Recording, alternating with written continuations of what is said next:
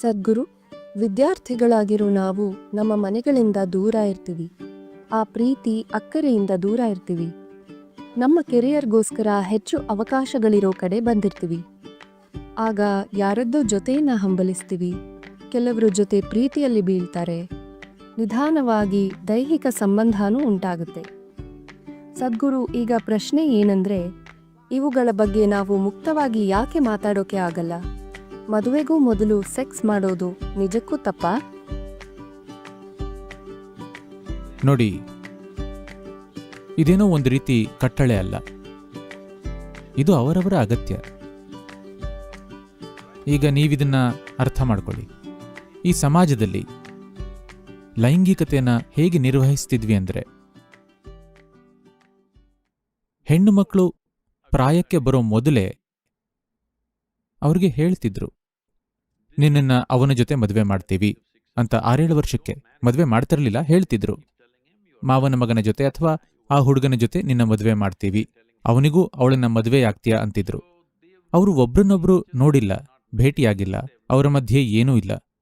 ಆದರೆ ಭಾವನಾತ್ಮಕವಾಗಿ ಅವರನ್ನ ಬೆಸೀತಾರೆ. ದೈಹಿಕವಾಗಿ ಸ್ಪರ್ಶಿಸೋ ಮೊದಲು ಅವರು ಭಾವನಾತ್ಮಕವಾಗಿ ಗಾಢವಾಗಿ ಬೆಸೆದುಕೊಳ್ಳೋ ಹಾಗೆ ಮಾಡ್ತಾರೆ. ಈ ಸಂಸ್ಕೃತಿಯಲ್ಲಿದ್ದ ವಿಧಾನ ಅದು, ಈ ರೀತಿ ನಿರ್ವಹಿಸ್ತಿದ್ರು. ಹಾಗಾಗಿ ನೀವು ಪ್ರಾಯಕ್ಕೆ ಬಂದಾಗ, ದೇಹ ಒಂದು ಮಟ್ಟದ ಸಾಧ್ಯತೆಗೆ ಬಂದಾಗ, ಭಾವನೆಗಳು ಆಗ್ಲೇ ಯಾರ ಜೊತೆನೋ ಬೆಸೆದುಕೊಂಡಿರುತ್ತೆ. ಆಗ ದೇಹನ ನಿರ್ವಹಿಸ್ತೀರಿ, ಲಂಗು ಲಗಾಮಿಲ್ದೆ ಮಾಡಲ್ಲ. ಯಾಕೆಂದ್ರೆ ನಿಮ್ಮ ಭಾವನೆಗಳಿಗಾಗ್ಲೇ ಯಾರ ಜೊತೆನೋ ಬೆಸೆದಿದೆ. ಅವರಿಗೆ 15-16 ಆಗೋಷ್ಟರಲ್ಲಿ ಮದುವೆ ಮಾಡ್ತಿದ್ರು.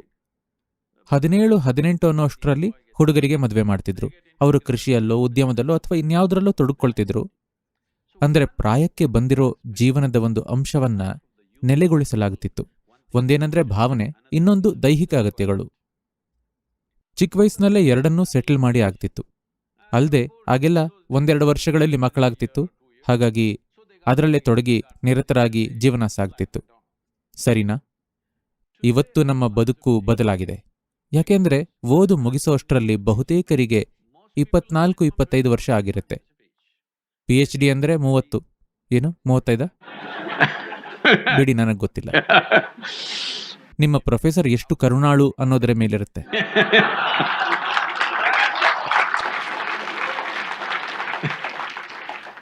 ಈಗ ಓದು ಮುಗಿಸೋಷ್ಟರಲ್ಲಿ ಸುಮಾರು 25 ವರ್ಷ ಆಗುತ್ತೆ ಅನ್ಕೊಳ್ಳಿ.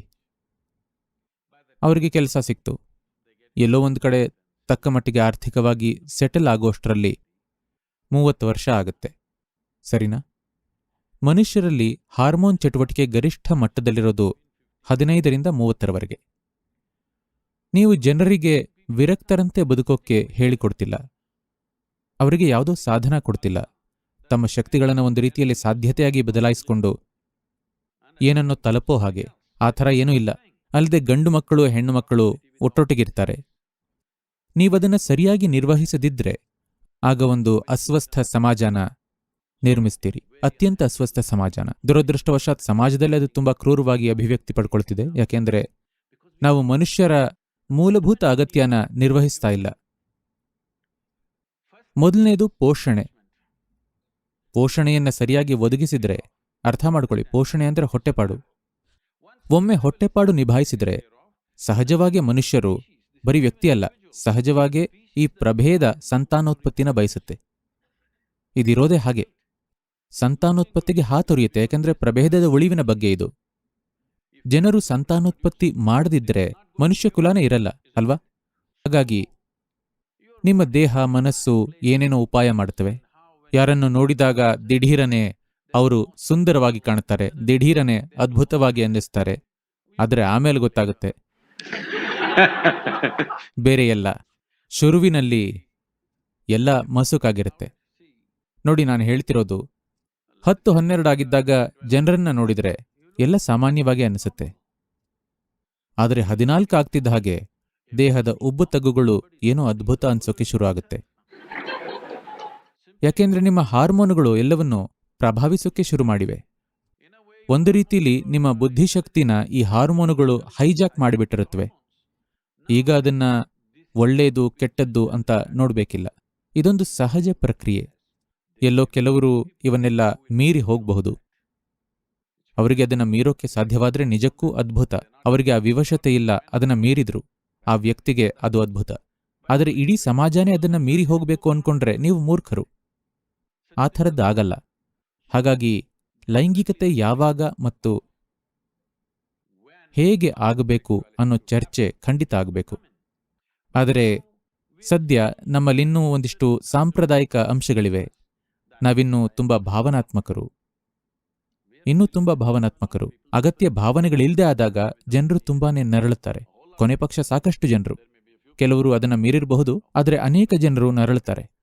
ಹಾಗಾಗಿ ನಮ್ಮ ದೇಶದಲ್ಲಿ, ನಮ್ಮ ಸಮಾಜದಲ್ಲಿ ಸಾಮಾಜಿಕ ರಚನೆನ ಹಾಳು ಮಾಡದೆ ಇದನ್ನ ಹೇಗೆ ನಿರ್ವಹಿಸಬಹುದು ಅನ್ನೋದನ್ನ ನಾವು ಚರ್ಚೆ ಮಾಡಬೇಕಾಗಿದೆ. ಹೇಗೆ ಅಂತ ನೀವು ರಿಸರ್ಚ್ ಮಾಡಬೇಕು.